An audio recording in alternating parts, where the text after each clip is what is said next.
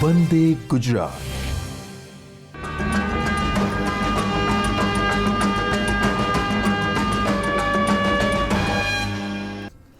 નમસ્કાર વિદ્યાર્થી મિત્રો, આજે આપણે ધોરણ 12 રસાયણ વિજ્ઞાન ભાગ 2 પુસ્તકના ભાગ 2ની અંદર આપણે અભ્યાસ કરીશું નાઇટ્રોજન સમૂહ એટલે કે સમૂહ 15ના તત્વો અને તેના પ્રક્રિયકો, ગુણધર્મો અને તેમાંથી બનતી બનાવટો વિશે. ભાગ 1માં આમ તો વિદ્યાર્થીઓ તમે જાણ્યું છે અને મેં સમજાવ્યું તે પ્રમાણે આપણે ભાગ 1ની અંદર સમજ્યા હતા કે કેટલા તત્વો છે આવર્ત કોષ્ટકમાં અને તેને યાદ રાખવાની પ્રવૃત્તિ, કેવી રીતે તમે એને યાદ રાખી શકો છો. તો આજે આપણે બાયસેગના માધ્યમથી ફરી એકવાર હું કિન્નરી દવે આપને આજે ભાગ 2 પી વિભાગના તત્વો તેમાં 15 નંબરના બ્લોકમાં કયા તત્વો આવેલા છે અને તેનો અણુભાર શોધવો હોય આપણને વિદ્યાર્થી હવે એવું પૂછ્યું હોય કે આવર્ત કોષ્ટકમાં આ જે તત્વ છે તેનો અણુભાર શોધો અથવા તો તેની આણ્વિક રચના લખો, ઇલેક્ટ્રોનિક રચના લખો, તો તેના માટે આપણે કેવી રીતે એને ટ્રીક સમજી લઈએ. પછી આપણે જઈશું પી બ્લોકના તત્વોમાં સમૂહ 15ના થોડા જનરલ કોન્ફિગરેશન, તેની જનરલ પ્રોપર્ટીઝ, અને પછી આપણે સમજીશું 15 નંબરના સમૂહની ભૌતિક અને રાસાયણિક ગુણધર્મો અને તેની પ્રક્રિયાઓ. તો વિદ્યાર્થીઓ, ટેબલ ટોપ ઉપર આપની સમક્ષ હું એક જનરલ આપને બતાવી રહી છું તે પ્રમાણે કે આ જે આપણું આવર્ત કોષ્ટક છે એ આવર્ત કોષ્ટકમાં આપણે સૌથી પહેલાં જોઈએ તો જમણી બાજુથી ડાબી તરફ જઈએ તો સાઇઝ એટલે કે દરેક હાઇડ્રોજનથી હિલિયમ, લિથિયમથી લઈને નિયોન સુધી અથવા તો સોડિયમથી લઈને આર્ગોન સુધી જઈએ તો સાઇઝ જે છે એ આપણે ડિક્રીઝ થતી જાય છે.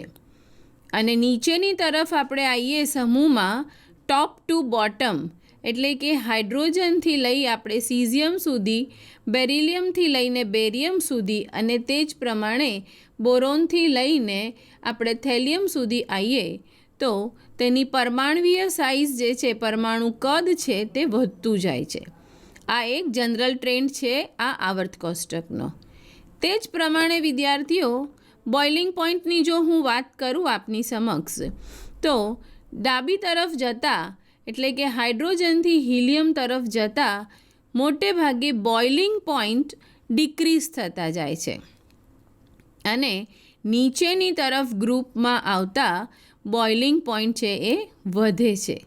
વિદ્યાર્થીઓ, બોઇલિંગ પોઈન્ટ અને મેલ્ટિંગ પોઈન્ટમાં આમ જોઈએ તો આ ટ્રેન્ડ એક સરખો જ રહે છે, પણ ક્યારેક મેલ્ટિંગ પોઈન્ટમાં ફરક આવે છે જે આપને સમૂહના સમજાવતા તત્વોની સાથે સાથે તેના વિશેનું થોડુંક જ્ઞાન આપતી રહીશ. પણ અત્યારે આપણે ખાલી સાઇઝ ડિક્રીઝ થાય અને નીચેની તરફ આવતા સાઇઝ અને બોઇલિંગ પોઈન્ટ ઇન્ક્રીઝ થાય. ત્યારબાદ આપણે જોઈશું ઇલેક્ટ્રોનેગેટિવિટી. વિદ્યાર્થીઓ, ઇલેક્ટ્રોનેગેટિવિટી એટલે શું? જરા કહેશો મને વિદ્યાર્થીઓ, ઇલેક્ટ્રોનેગેટિવિટી એટલે?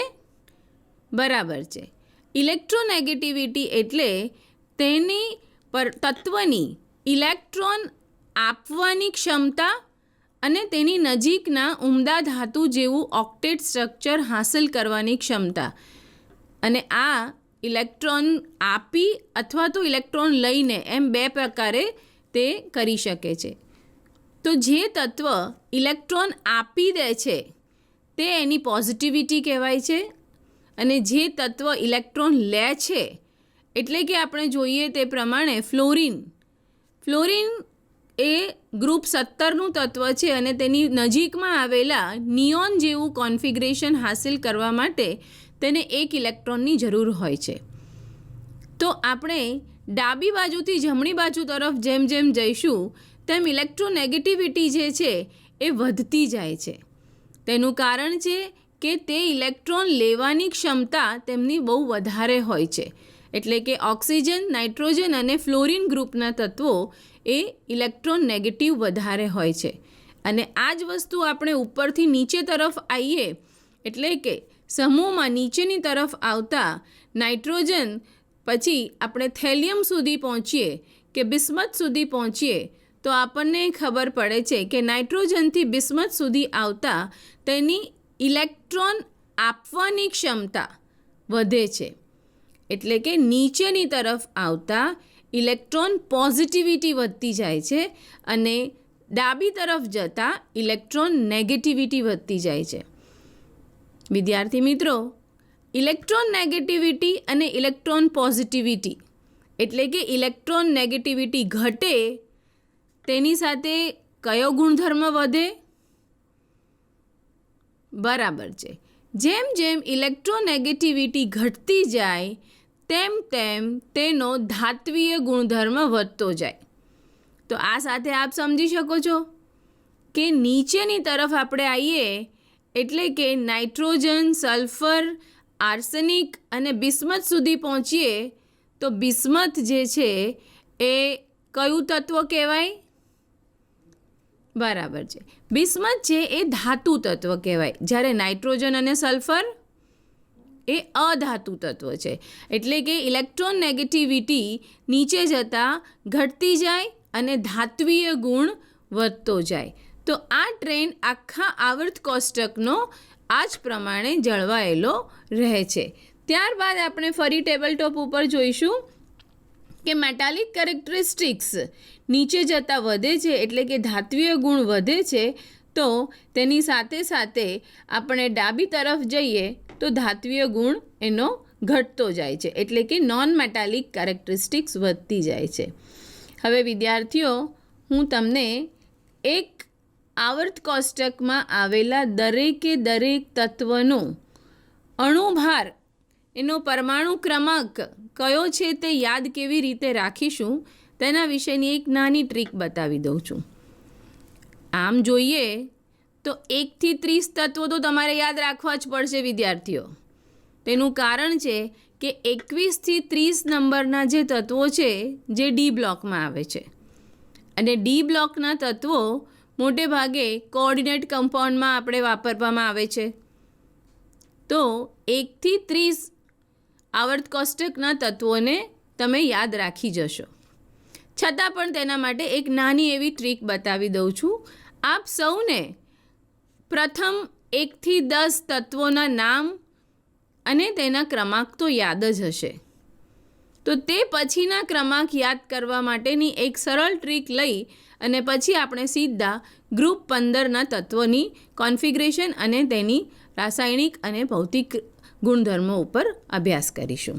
વિદ્યાર્થીઓ, ટેબલ ટોપ ઉપર આપ જોઈ શકો છો જેમ કે આપણી પાસે આ પી સમૂહના તત્વમાં બોરોનથી લઈને હિલિયમ સુધીના તત્વો છે.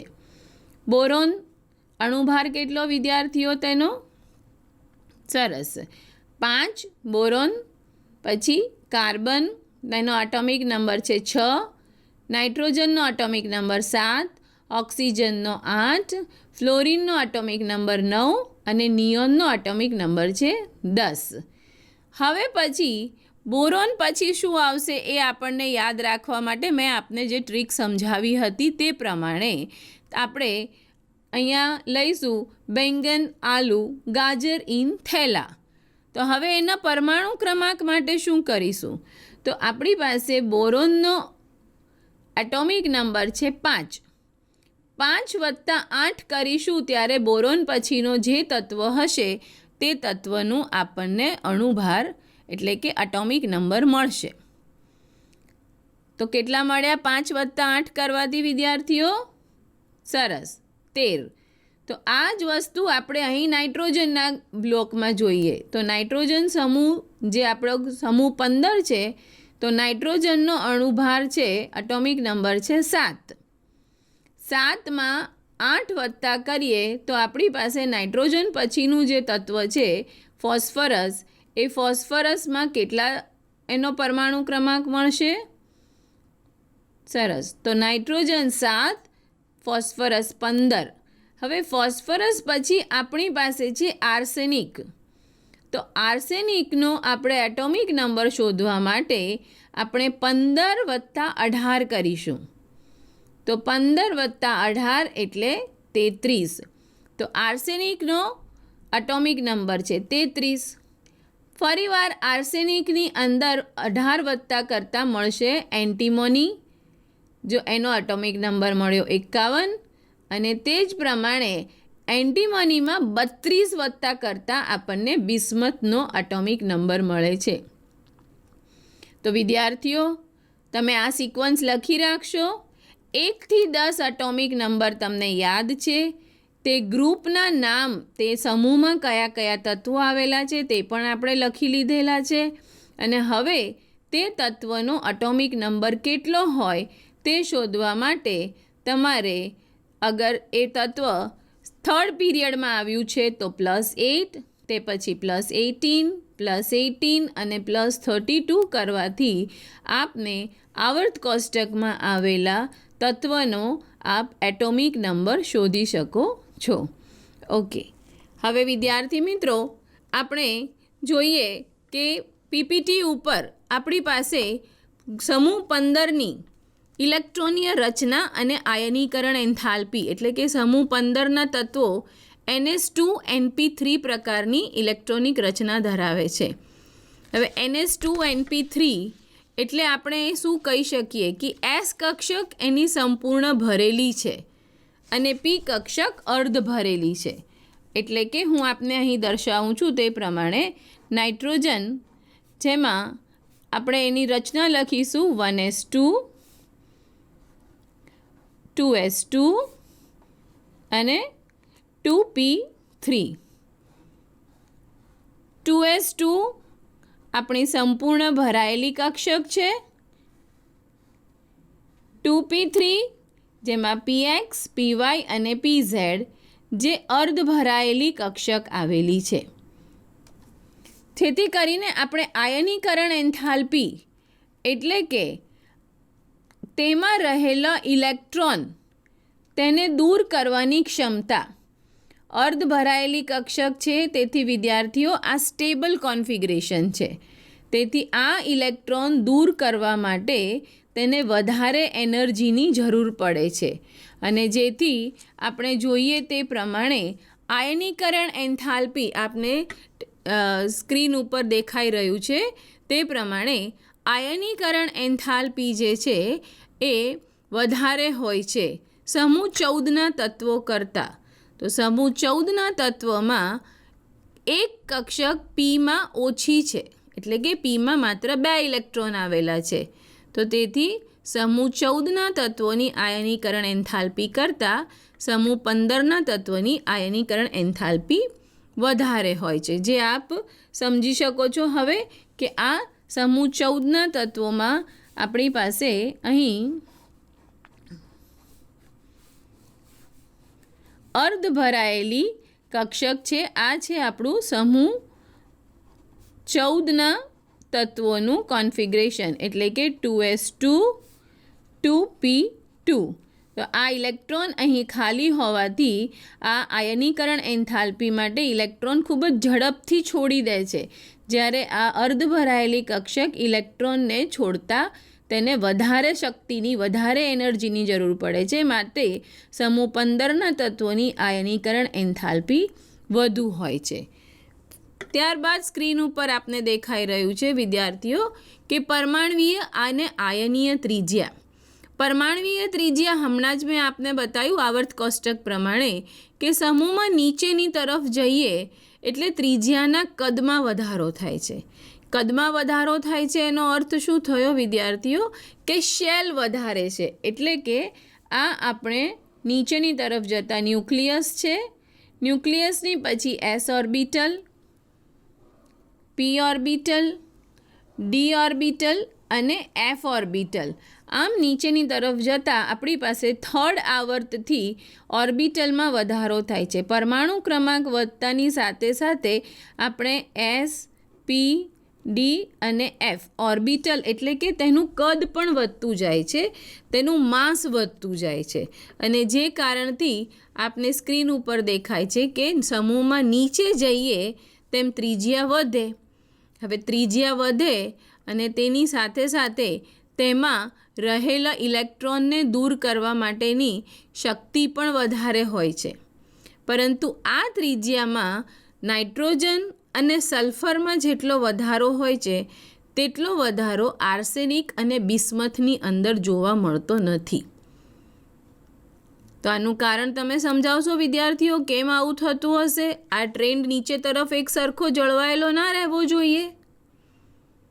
જેમ કે નાઇટ્રોજન અને સલ્ફરની વચ્ચે તેની ત્રિજ્યામાં થતો જેટલો વધારો હોય એટલો જ વધારો આર્સેનિક અને બિસ્મથ વચ્ચે રહેવો જોઈએ, અથવા એન્ટીમોની અને બિસ્મથ વચ્ચે રહેવો જોઈએ. તો આ વધારો કેમ એક સરખો જળવાતો નથી? તેનું કારણ છે વિદ્યાર્થીઓ ન્યુક્લિયર ઇફેક્ટ અથવા તો ઇનર્ટ પેર ઇફેક્ટ, જેને આપણે કહીએ છીએ, જે હું આપને ટેબલ ટોપ ઉપર સમજાવીશ. ઇનર્ટ પેર ઇફેક્ટનો અર્થ શું થાય વિદ્યાર્થીઓ? ઇનર્ટ પેર ઇફેક્ટ એટલે આપણે સૌ જાણીએ છીએ કે આ આપણું ન્યુક્લિયસ છે. ન્યુક્લિયસની અંદર પ્રોટોન અને ન્યુટ્રોન રહેલા છે. આપણું એસ ઓર્બિટલ કે જેનો સ્ફિયર શેપ હોય છે, એસ ઓર્બિટલ સ્ફિયર શેપ ધરાવે છે. આપણો પી ઓર્બિટલ જે છે એ પી ઓર્બિટલ એ ડમ્બેલ શેપમાં આવેલું છે, અને ડી ઓર્બિટલ જે છે આપણું એ ડબલ ડમ્બેલ શેપ ધરાવે છે. ડી ઓર્બિટલ આપણું જે છે એ ડબલ ડમ્બેલ શેપ ધરાવે છે. તો આપણે સૌ જાણીએ છીએ તે પ્રમાણે કે ક્વોન્ટમ નંબર 3 એટલે કે આવર્ત કોષ્ટકમાં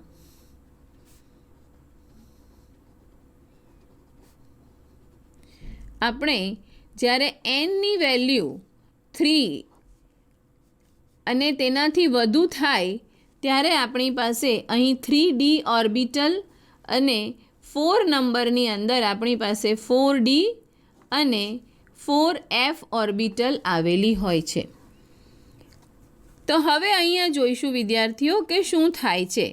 હવે આ ડી ઓર્બિટલ કે જેનો આકાર છે ડબલ ડમ્બેલ, હવે એસ ઓર્બિટલ જે સ્ફિયર શેપમાં આવેલું છે તેથી તે શું કરે છે? ન્યુક્લિયસ ચાર્જ એટલે કે પ્રોટોનની ઇલેક્ટ્રોન, બહારના ઇલેક્ટ્રોનને આકર્ષવાની ક્ષમતા એ ધીરે ધીરે દૂર જતાં ઓછી થતી જાય છે.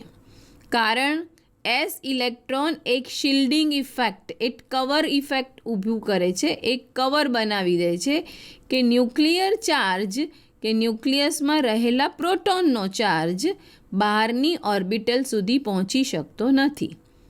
પરંતુ આપણે જોઈએ છીએ તે પ્રમાણે ડી ઓર્બિટલ અને પી ઓર્બિટલ કે જેનો ડમ્બેલ શેપ છે તે ડમ્બેલ શેપ આ ન્યુક્લિયસના આ ચાર્જને, પ્રોટોનના આ ચાર્જને કવર કરી શકતું નથી, શિલ્ડ કરી શકતું નથી, અને જેના કારણે બહારની આ એફ ઓર્બિટલમાં રહેલ ઇલેક્ટ્રોન એ સરળતાથી આકર્ષાઈ શકે છે ન્યુક્લિયસ સાથે, અને તેના કારણે આર્સેનિકથી બિસ્મથની તરફ જતાં તેની ત્રિજ્યામાં એટલો બધો વધારો જે નાઇટ્રોજન અને સલ્ફર વચ્ચે હોય છે તેટલો જોવા મળતો નથી.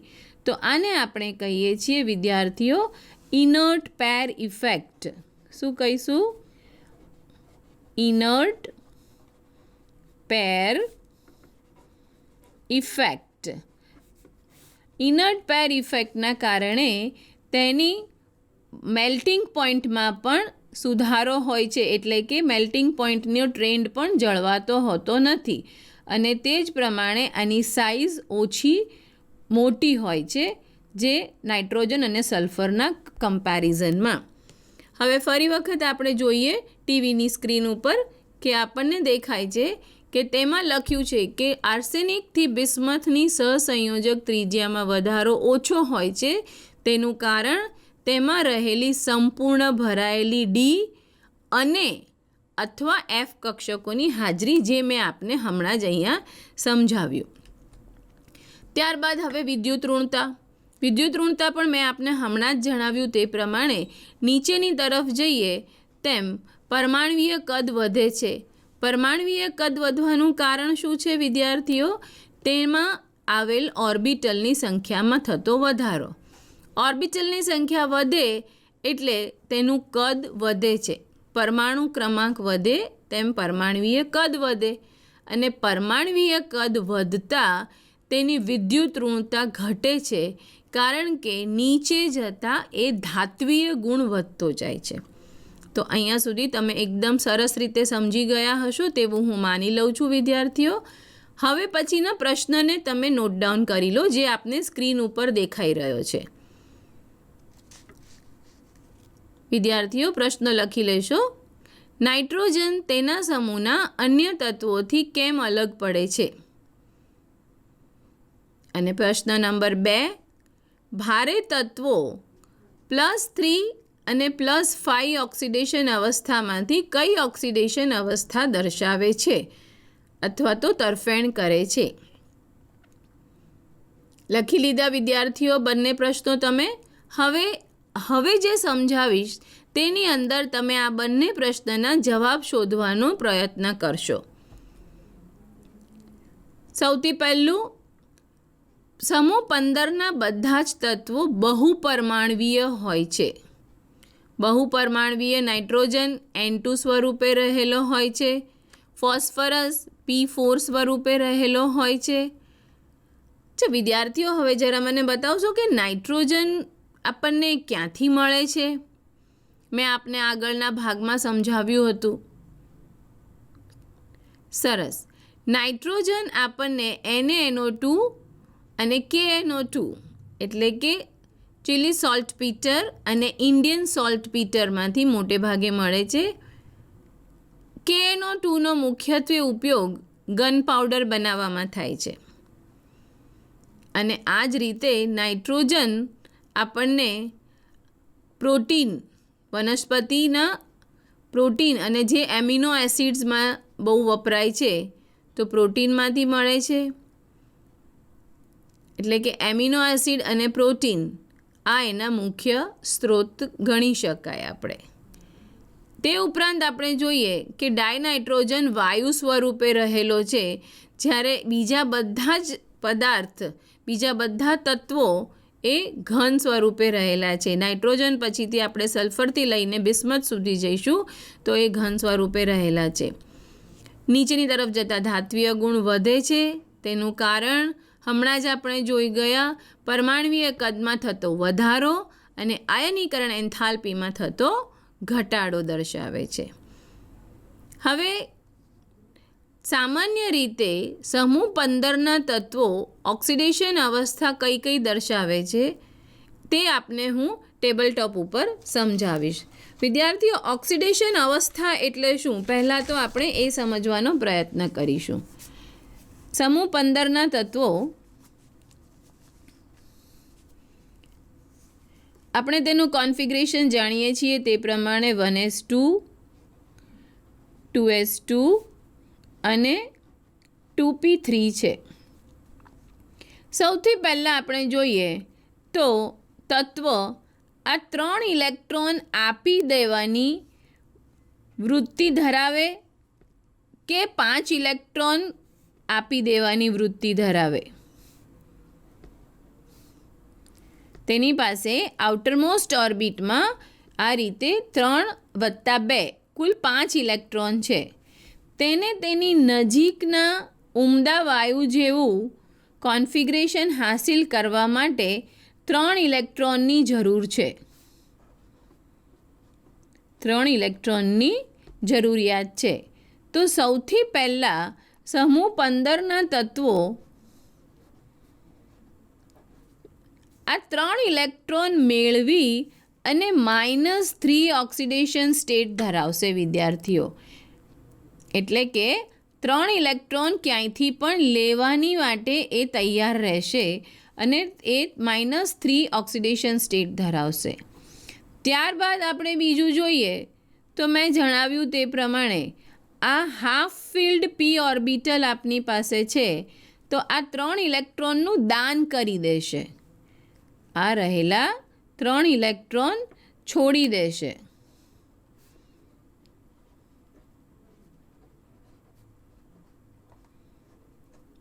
તો જ્યારે એ 3 ઇલેક્ટ્રોનનું દાન કરશે ત્યારે તે કયો ઓક્સિડેશન સ્ટેટ ધરાવશે વિદ્યાર્થીઓ? +3 ઓક્સિડેશન સ્ટેટ ધરાવશે. અને ત્યારબાદ તે આ +2s2માં રહેલા 2 ઇલેક્ટ્રોન પણ છોડી દેવાની ક્ષમતા ધરાવે છે, એટલે કે તે +5 ઓક્સિડેશન સ્ટેટ પણ ધરાવી શકે છે. તો આમ સમૂહ 15ના તત્વોનું ઓક્સિડેશન સ્ટેટ -3, +3 અને +5 છે. પરંતુ આપણે જોઈએ તે પ્રમાણે નીચે જતાં મોટે ભાગે માત્ર બિસ્મથ જે છે તે જ +5 ઓક્સિડેશન અવસ્થામાં એ કમ્પાઉન્ડ આપી શકે છે. બાકી બધા +5 ઓક્સિડેશન અવસ્થામાં સ્થાયી હોતા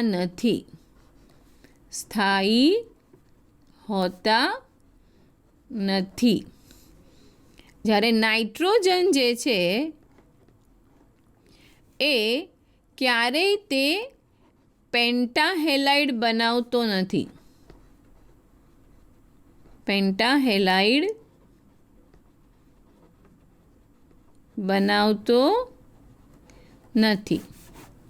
વિદ્યાર્થીઓ, આના વિશે તમે જરા વિચારશો કે આવું કેમ થતું હશે? નાઇટ્રોજન કેમ પેન્ટાહેલાઇડ બનાવતો નથી?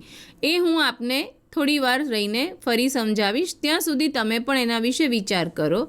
અને હવે આપણે સ્ક્રીન ઉપર જોઈએ છીએ તે પ્રમાણે કે નાઇટ્રોજનના તત્વો જે નિષ્ક્રિય યુગ્મ અસરના કારણે +3ની સ્થાયીતા વધે છે. વિદ્યાર્થીઓ, નિષ્ક્રિય યુગ્મ અસર એટલે શું? જે મેં હમણાં જ આપને સમજાવ્યું તે પ્રમાણે ઇનર્ટ પેર ઇફેક્ટ, જેને આપણે નિષ્ક્રિય યુગ્મ અસર કહી શકીશું. હવે મારો પ્રશ્ન જે તમને મેં હમણાં અહીં ટેબલ ટોપ ઉપર પૂછ્યો હતો તે જ પ્રશ્ન સ્ક્રીન ઉપર આપને દેખાઈ રહ્યો છે. નાઇટ્રોજન તત્વ હેલોજન તત્વ સાથે +5 ઓક્સિડેશન અવસ્થાવાળા સંયોજનો બનાવતા નથી. તમે જવાબ આપવાનો પ્રયત્ન કરશો વિદ્યાર્થીઓ? ચલો, ઓકે, હું સમજાવી દઉં છું, તમે એને લખી લેશો. આપણે ટેબલ ટોપ ઉપર જોઈએ કે નાઇટ્રોજનની પાસે આપણે જાણીએ છીએ તે પ્રમાણે ડી ઓર્બિટલનો અભાવ છે. ડી ઓર્બિટલનો અભાવ છે. ડી ઓર્બિટલ આવેલો નથી નાઇટ્રોજન પાસે.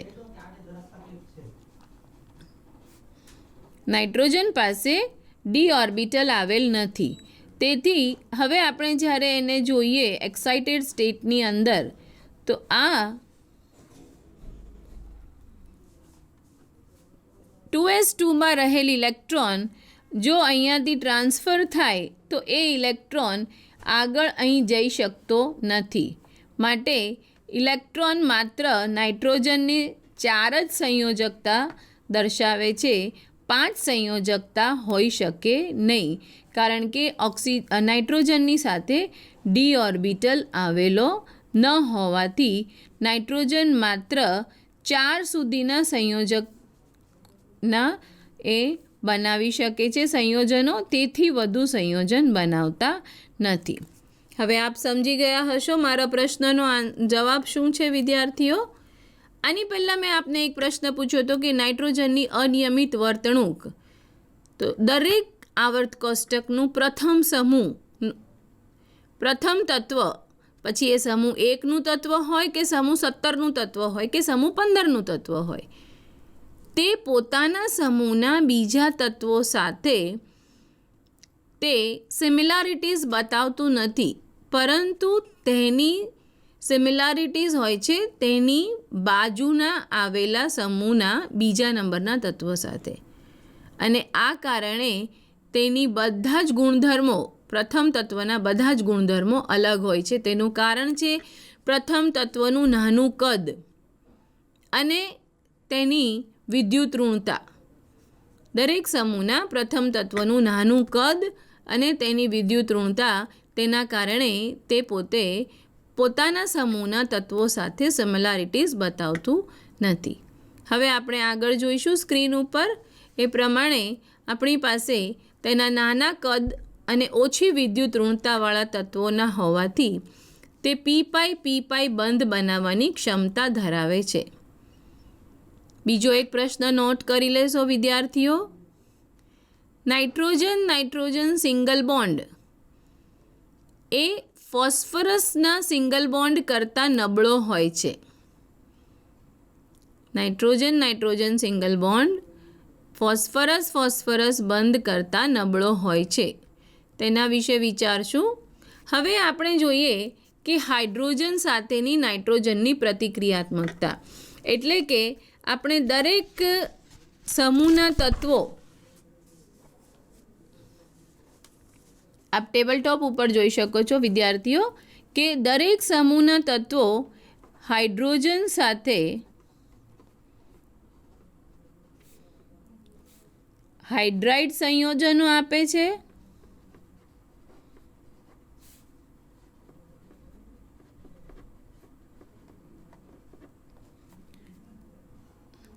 ઓક્સિજન સાથે ઓક્સાઇડ સંયોજનો આપે છે. હેલોજન સાથે હેલાઇડ સંયોજનો આપે છે.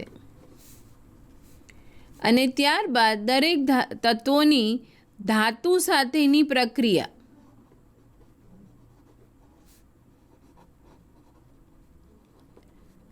તો દરેક સમૂહમાં આપણે આ 4 પ્રક્રિયા કેમિકલ પ્રોપર્ટીઝ સમજવાની હોય છે કે એ તત્વનો સમૂહ હાઇડ્રોજન સાથે પ્રક્રિયા કરી કયા પ્રકારના હાઇડ્રાઇડ સંયોજનો બનાવે છે, તેનું એસિડિટી કે બેઝિસિટી કેટલી હોય છે, ઓક્સિજન સાથે પ્રક્રિયા કરીને કયા પ્રકારના ઓક્સાઇડ બનાવે છે, અને હેલોજન સાથે પ્રક્રિયા કરી અને તે હેલાઇડ સંયોજનો કેવા બનાવે છે. ઉપરાંત ધાતુ અને અધાતુ બંને સાથે પ્રક્રિયા કરી શકે છે કે માત્ર ધાતુ સાથે જ પ્રક્રિયા કરી શકે છે, તે આપણે સમજવાનું હોય છે.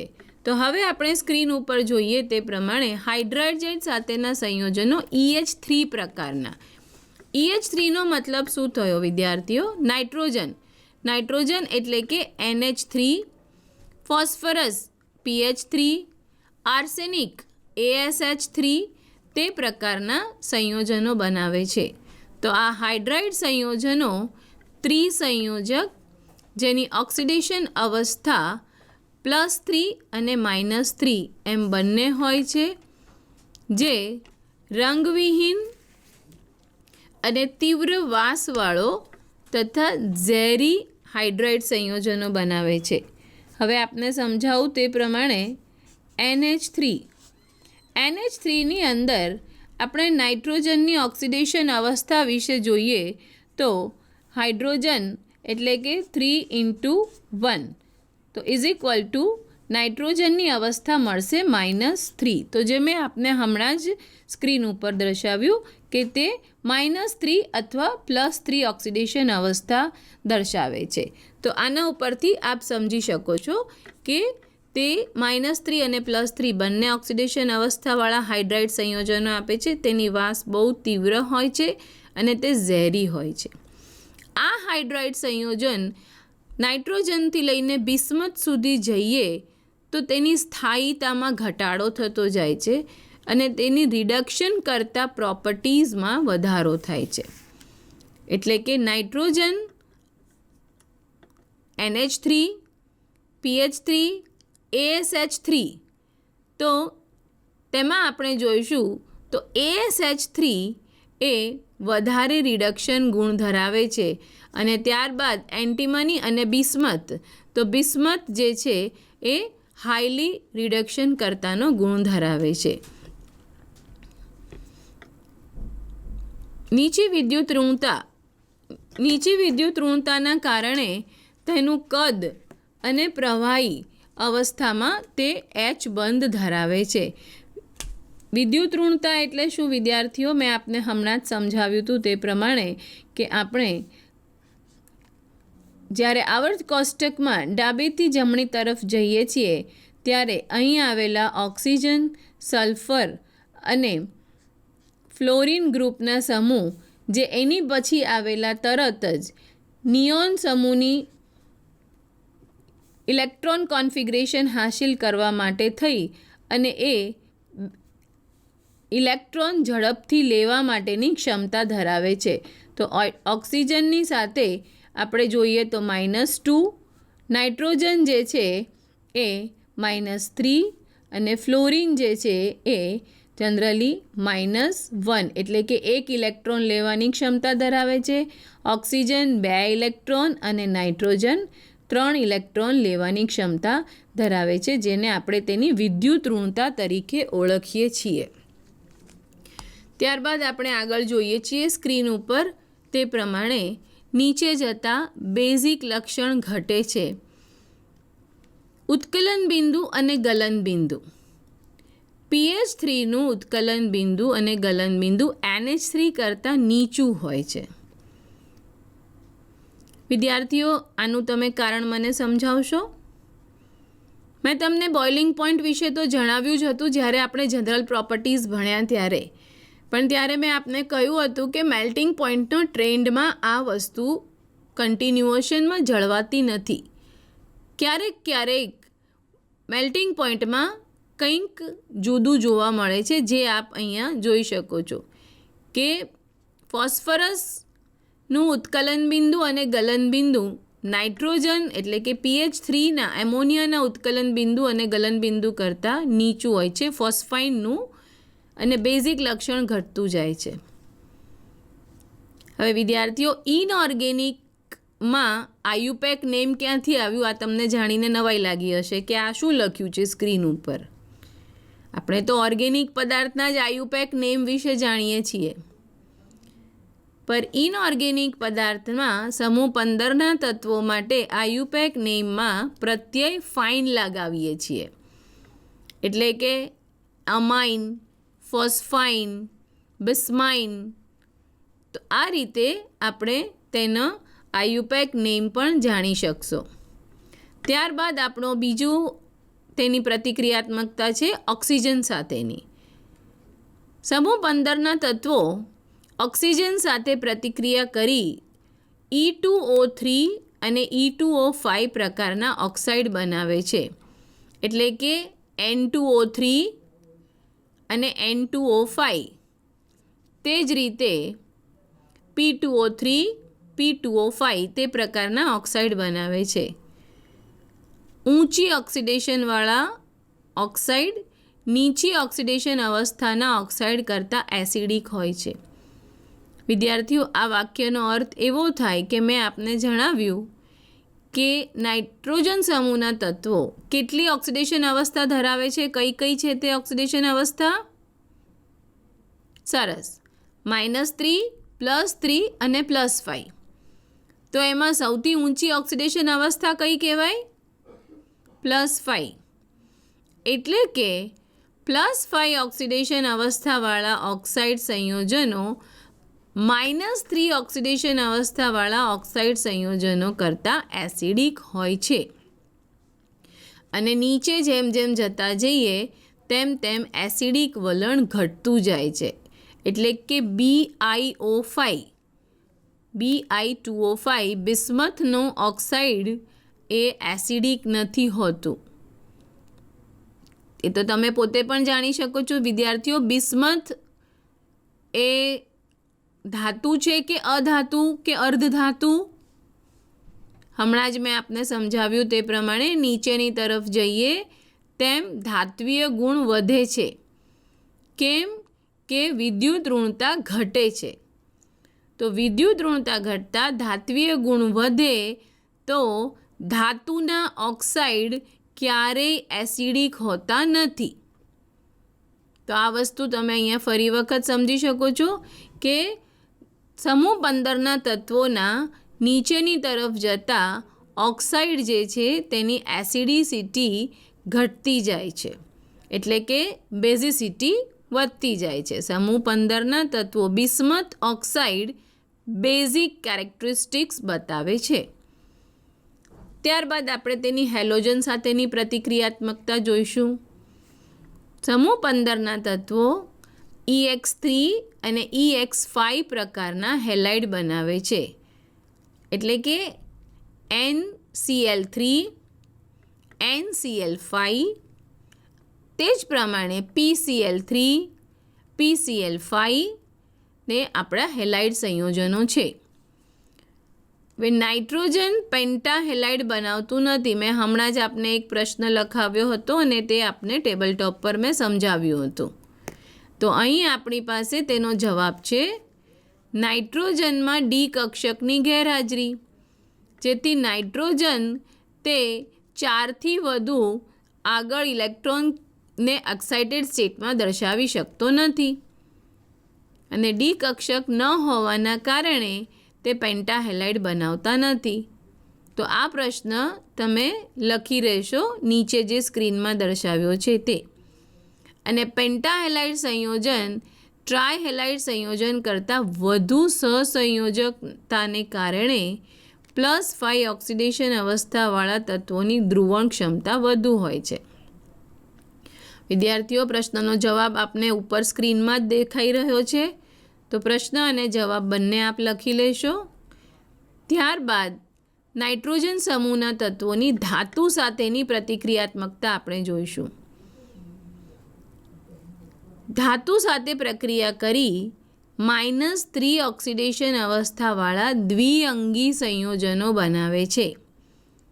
નાઇટ્રોજન સમૂહના તત્વો તે બધી જ ધાતુ સાથે પ્રક્રિયા કરી શકે છે અને ત્યારે તેનો ઓક્સિડેશન અવસ્થા -3 હોય છે.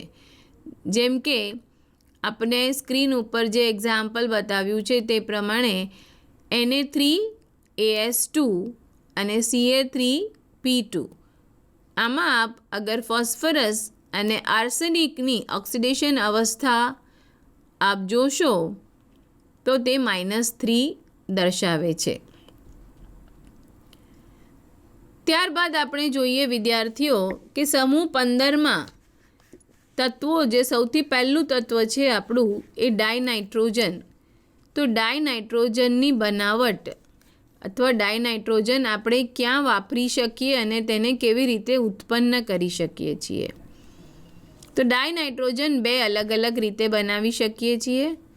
એક ઔદ્યોગિક ઉત્પાદન. ઔદ્યોગિક ઉત્પાદનમાં ડાયનાઇટ્રોજનને હવાના પ્રવાહીકરણ અને વિભાગીય નિસ્યંદન દ્વારા બનાવવામાં આવે છે. હવે જ્યારે આપણે હવાનું પ્રવાહીકરણ અને વિભાગીય નિસ્યંદન કરીએ ત્યારે સૌ પ્રથમ ડાયનાઇટ્રોજન નિસ્યંદિત થાય અને ત્યારબાદ ઓક્સિજન મળે.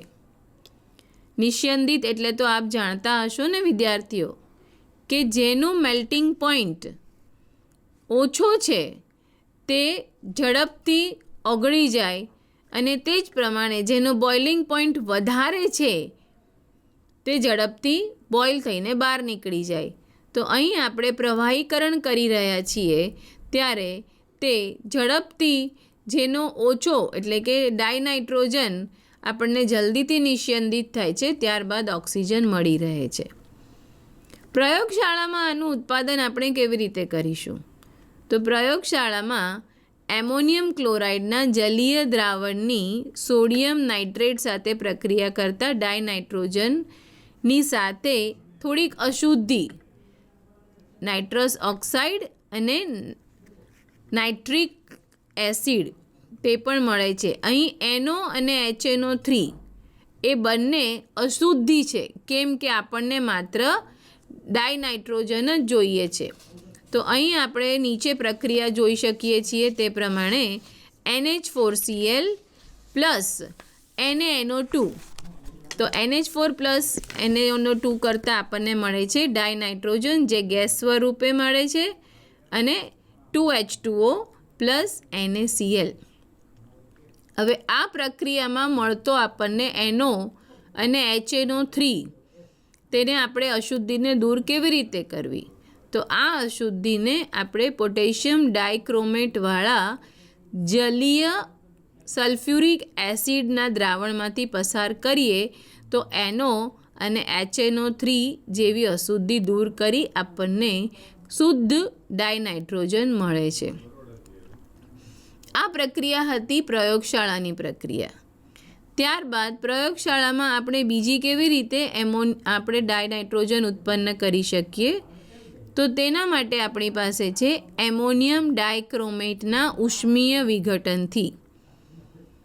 Ammonium dichromate NH4 twice Cr2O7 અને તેના દ્વારા N2 પ્લસ 4H2O પ્લસ ક્રોમેટ, ડાયક્રોમેટમાંથી આપણને ક્રોમેટ મળે છે અને ડાયનાઇટ્રોજન આપણે છૂટું પડે છે. ત્યારબાદ ત્રીજી પ્રક્રિયા પ્રયોગશાળાની અંદર સોડિયમ અથવા બેરિયમ એઝાઇડના ઉષ્મીય વિઘટન દ્વારા. બેરિયમ એઝાઇડ BaN3 ટ્વાઇસ, એનું વિઘટન થાય તો આપણી પાસે બેરિયમ અને નાઇટ્રોજન. તો આ પ્રમાણે પ્રયોગશાળામાં આપણે 3 અલગ અલગ રીતે આપણે ડાયનાઇટ્રોજન મેળવી શકીએ છીએ. ચલો જો વિદ્યાર્થીઓ મને બતાવશો, સૌથી પહેલી રીત મેં આપને જે બતાવી તેમાં અશુદ્ધિ જે મળી રહી છે આપણને, એ અશુદ્ધિને આપણે શેના દ્વારા દૂર કરી શકીએ છીએ? સરસ, વિભાગીય નિસ્યંદન દ્વારા આપણને સૌથી પહેલાં ડાયનાઇટ્રોજન અને ત્યારબાદ ઓક્સિજન મળે છે. તેની સાથે NO અને HNO3ની અશુદ્ધિ આપણે પોટેશિયમ ડાયક્રોમેટના જલીય દ્રાવણમાંથી H2SO4ને પસાર કરતાં મળી શકીએ છીએ. હવે ડાયનાઇટ્રોજનના ગુણધર્મો. તો ડાયનાઇટ્રોજન આપણે એટમોસ્ફિયરમાં 78% ડાયનાઇટ્રોજન રહેલો છે, પણ આપણને ક્યાંય એનો કલર કે એનો વાસ આવતી નથી. આપણે એને ઓળખી શકતા નથી કે આ ભાઈ બ્લુ કલર દેખાય છે તો આ ડાયનાઇટ્રોજન છે, કે આ બહુ જ એની તીવ્ર વાસ આવે છે. એનો મતલબ એવો થયો કે ડાયનાઇટ્રોજનનો કોઈ કલર નથી, કોઈ વાસ નથી, કે તેનો કોઈ ટેસ્ટ પણ નથી. અને ઉપરાંત ડાયનાઇટ્રોજન એ બિનઝેરી છે. નહીં તો વાતાવરણમાં 78% રહેલો ડાયનાઇટ્રોજન જો ઝેરી હોય તો શું થાય વિદ્યાર્થીઓ?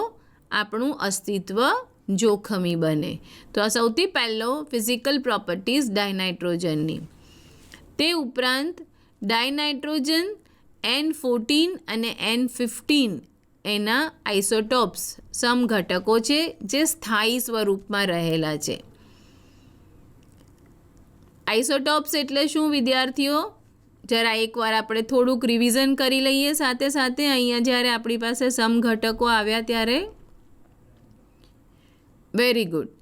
આઇસોટોપ્સ એટલે કે સમઘટકોનો અર્થ એવો થાય કે જેનો એટોમિક નંબર Z એક જ છે, પણ તેનો એટોમિક માસ એટલે કે એટોમિક માસ જેનું જુદું જુદું હોય તેને આપણે આઇસોટોપ્સ અથવા સમઘટકો કહીએ છીએ. તો નાઇટ્રોજન 2 સ્થાયી સમઘટકો આપે છે, N14 અને N15. આ ઉપરાંત આપણે જોઈએ તે પ્રમાણે નાઇટ્રોજન પાણીમાં ઓછો દ્રાવ્ય છે, તેનું ઠાર બિંદુ અને ઉત્કલન બિંદુ પણ નીચું હોય છે. મુખ્યત્વે nitrogen N triple bond N જેની એન્થાલ્પી ખૂબ જ ઊંચી હોય છે, તેથી તે ઓરડાના તાપમાને નિષ્ક્રિય રહે છે. વિદ્યાર્થીઓ, વાતાવરણમાં આટલી બધી ગરમી હોવા છતાં જ્યારે આપણને ઉનાળામાં 44 ડિગ્રી 45 ડિગ્રી જેટલી ગરમી થાય તો પણ નાઇટ્રોજન કોઈપણ પ્રકારની પ્રક્રિયા દર્શાવતું નથી. તેથી નાઇટ્રોજન એ નોર્મલ તાપમાને નિષ્ક્રિય રહે છે. હા, પરંતુ તાપમાનમાં જેવો વધારો થાય તેવું તેની પ્રતિક્રિયાત્મકમાં ઝડપથી વધારો થાય છે. તે ઉપરાંત નાઇટ્રોજન ધાતુ સાથે આયનીય નાઇટ્રાઇડ બનાવે છે અને અધાતુ સાથે સહસંયોજક નાઇટ્રાઇડ સંયોજનો આપે છે. આપને દેખાય છે ધાતુ સાથે લિથિયમ અને મેગ્નેશિયમ ધાતુ સાથે તે આયનીય નાઇટ્રાઇડ એટલે Li+ અને N-3 સ્વરૂપમાં તે આયનીય નાઇટ્રાઇડ બનાવે છે. આ ઉપરાંત નાઇટ્રોજનનો બીજો ઉપયોગ આપણે નાઇટ્રોજન અને હાઇડ્રોજન એ સંયોજાઈ અને એમોનિયા બનાવે છે, જે આપણે હેબર પ્રોસેસ તરીકે પણ ઓળખીએ છીએ. અને ઊંચા તાપમાને નાઇટ્રોજન એ ઓક્સિજન સાથે સંયોજાઈ અને નાઇટ્રોજન ઓક્સાઇડ બનાવે છે. N2+O2 gives 2NO. તો આ આપણે જોયા નાઇટ્રોજનના ગુણધર્મો. હવે છેલ્લે આપણે જોઈશું નાઇટ્રોજનના ઉપયોગો. નાઇટ્રોજનનો ઉપયોગ એક તો મેં આપને બતાવ્યું કે હેબર પ્રોસેસ એટલે કે એમોનિયાના ઉત્પાદનમાં થાય છે. ત્યારબાદ નિષ્ક્રિય વાતાવરણ ઉત્પન્ન કરવા માટે પણ નાઇટ્રોજનનો ઉપયોગ થાય છે, કેમ કે નાઇટ્રોજન ખૂબ જ ઊંચા તાપમાને પ્રક્રિયા દર્શાવે છે. પ્રવાહી નાઇટ્રોજન એ જૈવિક પદાર્થ અથવા ખાદ્ય સામગ્રીની જાળવણી માટે ઉપયોગી છે અને ક્રાયો સર્જરીમાં પણ આપણને તે ઉપયોગી થાય છે. તો વિદ્યાર્થીઓ, આપે આજે શું ભણ્યા એનું થોડુંક અને સાથે સાથે આપણે થોડા પ્રશ્નો જોઈ લઈશું કે કોઈપણ સમૂહના પહેલા એલિમેન્ટનો ગુણધર્મ તેની નીચેના રહેલા ભારે તત્વો કરતાં જુદો હોય છે. તેનું કારણ તેનું નાનું કદ, ઊંચી અને વધુ વિદ્યુત ઋણતા તથા ડી ઓર્બિટલની ગેરહાજરી આ એનું કારણ છે. વિદ્યાર્થીઓ, અહીં મેં તમને થોડાક ઇમ્પોર્ટન્ટ રિએક્શન્સ જે છે એ દર્શાવ્યા છે. આ રિએક્શન્સને પરીક્ષાની અંદર કોઈપણ પ્રકારના MCQમાં એટલે કે કમ્પ્લીટ ધ રિએક્શનના ફોર્મમાં પૂછાય છે. ક્યારેક તેમાં ઓક્સિડાઇઝિંગ એજન્ટ અને રિડ્યુસિંગ એજન્ટ કોણ છે એ ફાઇન્ડ કરો એવી રીતે પૂછાય છે, અથવા તો પ્રિપરેશન એ કોના માટેનું છે એ પૂછાય છે, જેમ કે PCl3 ફોસ્ફરસ ટ્રાયક્લોરાઇડ પેન્ટાક્લોરાઇડ યા ફોસ્ફરસ તેની પ્રક્રિયા KOH સાથે કરવાથી શું મળે છે. આવી રીતના અલગ અલગ તરીકે આ ક્વેશ્ચન્સ પૂછાય છે, માટે મેં અહીં આપને એ જણાવ્યા છે. તો તમે ઝડપથી એ તમારી નોટબુકની અંદર નોટ ડાઉન કરી લેશો. પછી આપણે એમાં આગળ વધીએ. જેમ કે ફર્સ્ટ નંબર છે તો તેમાં કેલ્શિયમ ફોસ્ફેટની જ્યારે સિલિકોન ડાયોક્સાઇડ સાથે કાર્બનની પ્રેઝન્ટમાં કોલની પ્રેઝન્ટમાં પ્રક્રિયા કરવામાં આવે તો આપણને અહીં કેલ્શિયમ સિલિકેટ મળે છે અને તેની સાથે ફોસ્ફેટ અને કાર્બન મોનોક્સાઇડ વાયુ મળે છે. ત્યારબાદ જો જોઈએ નંબર 2માં તો ફોસ્ફેટની KOH પોટાશ સાથે પ્રક્રિયા કરતાં પાણીની હાજરીમાં આપણને ફોસ્ફીન ગેસ મળે છે. તો આ ખૂબ જ ઉપયોગી છે. મોટાભાગે ફોસ્ફીન ગેસની પ્રક્રિયા પૂછાતી હોય છે પરીક્ષાની અંદર.